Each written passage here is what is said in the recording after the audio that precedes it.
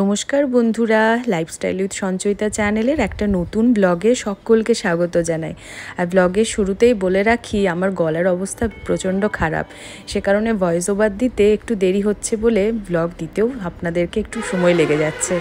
তা আজ যে ব্লগটা বানাচ্ছি সেটা রেকর্ডিং করেছি আমি 4 জুলাই শুক্রবার, বাজে এখন বিকেল প্রায় 3:30। আমরা ধরেছি পুরুলিয়া থেকে হাওড়াগামী রূপসী বাংলা এক্সপ্রেস। না, হাওড়া যাচ্ছি না, হাওড়া যাওয়ার কোনো প্ল্যান নয়। প্ল্যান রয়েছে সেটা হলো বিষ্ণুপুর যাওয়ার উল্টো রথে। গত 1 বছর ধরেই এই প্ল্যান করেই চলেছি, বিভিন্ন দিনে বিভিন্ন প্রোগ্রামে যাওয়ার জন্য বিষ্ণুপুর পিসিমণির বাড়ি। এ তো আপনারা অনেকেই জানেন, কিন্তু কোনো না কোনোভাবে সেটা ক্যান্সেল হয়েই যাচ্ছে। তো যাই হোক, এইবারে ভেবেই নিয়েছিলাম আজ নেহি তো কবি নেহি, এরকম একটা ব্যাপার। তাই প্রচণ্ড বৃষ্টি পড়া সত্ত্বেও আমরা 3 জন, মানে আমি, পোগো আর মা রওনা দিয়েছি বিষ্ণুপুরের উদ্দেশ্যে। দুজনেরই দুপুরের ঘুমটা হয়নি, জানেন তো আমরা কেমন দুপুরে ঘুমপ্রিয় মানুষ। তো কিছু করার নেই, পোগো ট্রেনের মধ্যে একটু শুয়ে নিয়েছিল, ঘুম ভাঙতেই পেয়ে গেছে খিদে। খেতে খেতে আমরা পৌঁছে গেছি বিষ্ণুপুর। ঘড়ির কাঁটায় প্রায় 5:30, মোটামুটি রাইট টাইমে আমাদেরকে পৌঁছে দিয়েছে। এমনিতে বিষ্ণুপুর স্টেশন থেকে পিসিমণির বাড়ির ডিস্টেন্সটা অনেকটাই, সে কারণে টোটো পেয়ে যায়, তাও কিন্তু উল্টো রথ উপলক্ষে এত বেশি ট্রেনে ভিড়, টোটো পাওয়া সত্যিই দুষ্কর হয়ে যেত যদি দাদা আগে থেকে না টোটোটা বুক করে রাখতো। যাই হোক, টোটো ধরে আমরা রওনা দিয়েছি পিসিমণির বাড়ির উদ্দেশ্যে। চারদিকে বৃষ্টি, পুরুলিয়া ছেড়ে আমরা পৌঁছে গেছি বিষ্ণুপুর। গোটা পশ্চিমবাংলা জুড়ে এখন বৃষ্টি, তাই না? চলুন, সুন্দর চারদিকে অনেক কিছু দেখতে দেখতে এবারে পৌঁছায় পিসিমণির বাড়ি। হ্যাঁ, অনেক কিছু দেখতে দেখতে বলার কারণ হলো উল্টো রথ সম্পর্কে অনেক শুনেছি, আর এই নিয়ে তৃতীয়বার। বিষ্ণুপুর উল্টো রথ উপলক্ষে ভীষণভাবে সমাদৃত জনসমাজে। উল্টো রথ এখানে খুব ভালো হয়। উল্টো রথ সম্পর্কে আমার একটা ভীষণ হাস্যকর ছোটোবেলার কথা মনে পড়ে যাচ্ছে। আমার দাদু বলতো, উল্টো রথ মানে হলো রথের চাকাগুলো থাকে নিচে আর রথের চূড়াটা থাকে ওপর দিকে। এটাই তো নর্মাল, কিন্তু উল্টো রথে সেটা হয়ে যায় পুরো উল্টো, মানে রথের চূড়া থাকে নিচে আর রথের চাকাগুলো উঠে যায় উপর দিকে। এইভাবে নাকি চলে। যাই হোক, সেটা ছোটোবেলার একটা ভুল হিসেবেই মেনে নিই। এখানে উল্টো রথে প্রচণ্ড সুন্দরভাবে সাজানো হয় গোটা শহরটাকে, সেটা দেখতেই পাচ্ছি। যেহেতু আমার এই নিয়ে তৃতীয়বার রথযাত্রা উপলক্ষে দেখতে আসা বিষ্ণুপুরে, সে কারণে আমার অভিজ্ঞতা আছে। প্রথমবার যখন এসেছিলাম তখন ছিলাম অনেকটাই ছোট, খুব একটা আমার সেটা স্মৃতি নেই। কিন্তু যখনই আমি মেদিনীপুর টিউশন আসতাম, মোটামুটি বছর 8-9 আগে, তখনই আমি বিষ্ণুপুরে একবার করে মাঝে মধ্যেই ঢু দিতে আসতাম পিসিমণির বাড়ি। তো উল্টো রথ উপলক্ষে তখনও আসা হয়েছিল, কাজেই আমি দেখেছি অনেকবারই। মাকে নিয়ে এলাম অনেক দিন পর। চলুন, গল্প করতে করতে অনেকটাই রাস্তা এসে পৌঁছে গেছি। সন্ধে প্রায় হব, সে কারণে লাইটগুলো একে একে জ্বলে উঠছে। কি সুন্দর লাগছে দেখুন দূর থেকে লাইটটা, কত সুন্দর কত কিছু আমরা পার করে এলাম এর মধ্যে।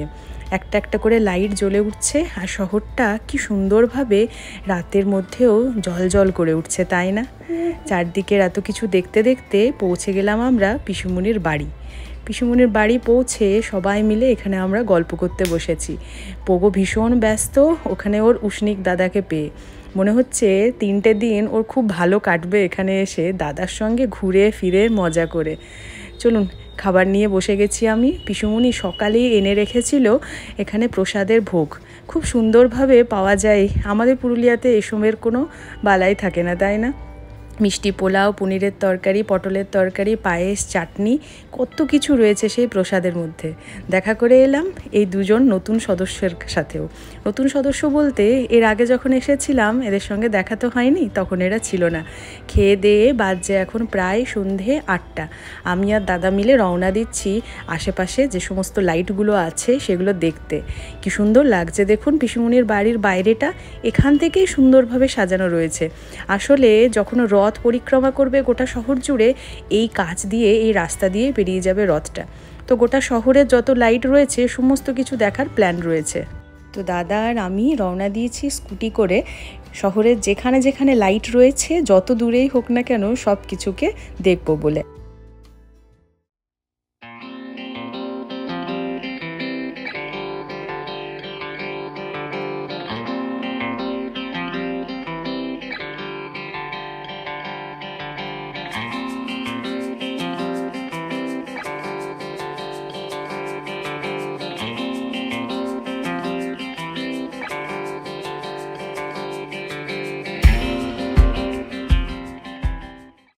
শুধু যে একটার পর একটা লাইটের গেট বা লাইট দেখছি তাও না, আবার জিজ্ঞাসু মন কোনটা কোন পাড়া, তাদের মধ্যে কি ব্যাপার, কেমন কম্পিটিশন চলে, সব নিয়ে চলছে তুমুল আলোচনা। দেখতে পাচ্ছেন আঙুল দিয়ে দিয়ে ইনস্ট্রাকশন দিয়ে কত কিছুই না এর মধ্যে আমি বুঝে নিচ্ছি।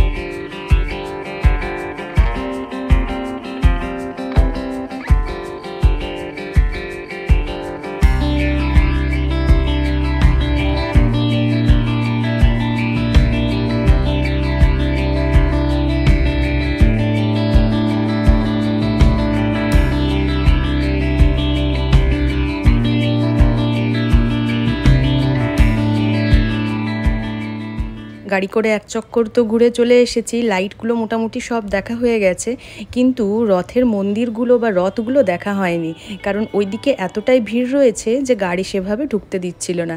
সবাই মিলে আমরা এরপরে বেরিয়েছি, রাত্রি প্রায় 9:30। মা, পোগো, বৌদি, উষ্ণিক, দাদা সবাই মিলে আমরা এরপরে রথের মন্দির, রথ সমস্ত কিছু দেখতে বেরিয়েছি। আমরা সকলেই জানি মন্দির নগরী হিসেবে বিষ্ণুপুর বিখ্যাত। এমনিতেই শহরের আনাচে কানাচে ছড়িয়ে রয়েছে বিভিন্ন ছোট বড় মন্দির, সবই কিন্তু রাধা মাধবের। তাই এখানে রথের বিশেষ বৈশিষ্ট্য হলো আপনি রথের মধ্যে জগন্নাথ, বলরাম বা সুভদ্রাকে দেখতে পাবেন না, এখানে সর্বদাই বিরাজমান রয়েছেন রাধা মাধব। রথের মেলা যেরকম হয় তার কোনোটা কমতি নেই, পাঁপড় ভাজা, ঝিরঝিরি, ফিরফিরি, রথ ছোটোখাটো বিক্রি হওয়া সমস্ত কিছু, সমস্ত এসেন্স রয়েছে এই রথের মেলার মধ্যে। এত বড় রথের মেলা আমার দেখা একমাত্র বিষ্ণুপুরে। আমাদের পুরুলিয়াতেও ছোটোখাটো মেলা বসে, কিন্তু এটার তুলনায় সেটা অনেক বড়। কি সুন্দর রথগুলো দেখছেন, কি মিষ্টি লাগছে দেখতে। ছোট জিনিস এমনিতেই সব সময় কিউট হয়, কিন্তু এগুলো যেন একটু বেশি কিউট।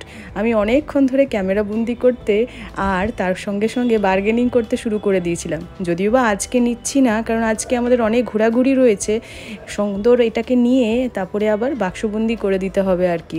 তাই আজকে না নিয়ে ভালো রকমভাবে দেখে নিলাম, পরে একদিন এসে দেখব। এই যে রয়েছে এখানে রাধা মাধব, ইনিই রয়েছেন রথে বিরাজমান। আমরা এখন এসে পৌঁছেছি মাধবগঞ্জের মন্দির প্রাঙ্গণে। এখানে রথ দেখব, রথের সঙ্গে যে সমস্ত ঠাকুরগুলো রথে বিরাজমান হয়ে সমস্ত শহর জুড়ে ঘুরে বেড়াবে তাদের বিগ্রহ দেখলাম। এখানে চলছে হরিনাম সংকীর্তন, সেটাও দাঁড়িয়ে কিছুক্ষণ শুনলাম। আর এরপর সামনে রয়েছে কি সুন্দর মন্দিরখানা, লাইট দিয়ে কত সুন্দর সাজানো রয়েছে দেখুন। বিষ্ণুপুরের মন্দিরগুলো সেই মল্লরাজার আমলে তৈরি, তো সেজন্য একটা আলাদা ঐতিহ্য রয়েছে। রথের মেলার সঙ্গে সঙ্গে সুন্দরভাবে এখানে অর্কেস্ট্রারও আয়োজন করা রয়েছে। মানুষজন ভীষণভাবে উৎসাহী, ভীষণ আগ্রহী সে সমস্ত কিছু দেখতে। দুর্গাপূজাতেও আমি এসেছি, এতটা এখানে জনকোলাহল পাই না। সব কিছুর মধ্যে উপরই পাওনা হলো এই 3 ভাইয়ের দেখা হওয়া।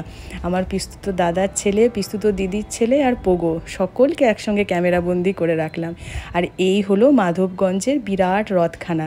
এই রথ কিন্তু চলে না, এই রথ এক জায়গাতেই দাঁড়িয়ে থাকে। খুব সুন্দর লাগলো দেখে। পোগো দেখছে একটু একটু করে নতুন নতুন কত কিছু জিনিস। আর রথের মেলা যেটা ছাড়া অসম্পূর্ণ সেটা হলো এই কটকটি আর ফিরফিরি। জামাইবাবুর সঙ্গেও দেখা হয়ে গেল, এটাও উপরই পাওনা ছিল। যাই হোক, গোটা শহরটা এরকম আলোকের রোশনায় সুন্দরভাবে সাজিয়ে রয়েছে। আর বৌদি আমাদের বলতে এসছে এবারে আমরা অন্যদিকে যাব। এই জিনিসটাও ভীষণভাবে চোখে পড়লো, দেখুন কত লাইট, কত সুন্দর সব কিছু দিয়ে সাজানো। আমরা পৌঁছে গেছি কৃষ্ণগঞ্জে। এটা হলো কৃষ্ণগঞ্জের রথ। এই রথটাও এক জায়গাতেই দাঁড়িয়ে থাকে।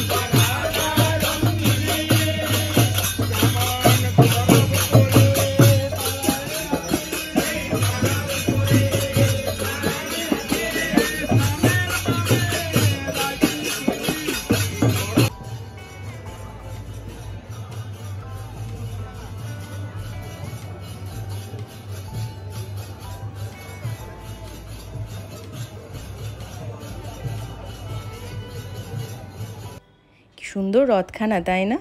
আটপাড়ার রাজারানী সৌজন্যে কৃষ্ণগঞ্জ যুবক সংঘ। রথের মেলা ঘুরে টুরে ফিরে চলে এসেছি আবার বাড়ি। রাত্রি প্রায় 12টা। চলে এসেছি পিসুমণির বাড়ির আমার সবচেয়ে পছন্দের জায়গা, দোতলার এই ব্যালকনিটা। এখান থেকে পোকাবাঁধ আমি কতক্ষণ ধরে যে দেখতে পারি তার কোনো ঠিক নেই। আর যখন এই ব্যালকনিটা ছিল না, একতলার বাড়ির জানলায় বসে কত সময় আমার পেরিয়েছে পিসুমণির বাড়ি এলেই। এত সুন্দর জায়গাটা কাল সকালবেলা আপনাদের দেখালে বুঝতে পারবেন। প্রমিস করছি একদম প্রেমে পড়ে যাবেন জায়গাটার। যাই হোক, চলুন, অনেক রাত হয়েছে, আজকের ভ্লগটা শেষ করি।